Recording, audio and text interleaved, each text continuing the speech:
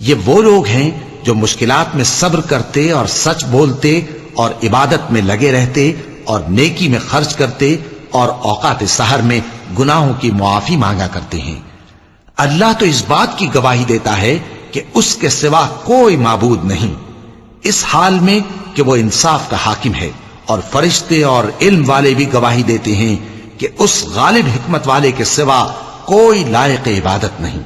دین تو اللہ کے نزدیک اسلام ہی ہے، اور اہل کتاب نے جو اس دین سے اختلاف کیا تو علم حاصل ہونے کے بعد آپس کی ضد سے کیا،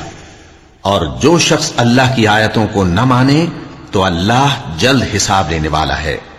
اے پیغمبر، پس اگر یہ لوگ تم سے جھگڑنے لگیں تو کہنا کہ میں اور میرے پیرو تو اللہ کے فرمانبردار ہو چکے، اور اہل کتاب اور ان پڑھ لوگوں سے کہو کہ کیا تم بھی اللہ کے فرمانبردار بنتے اور اسلام لاتے ہو؟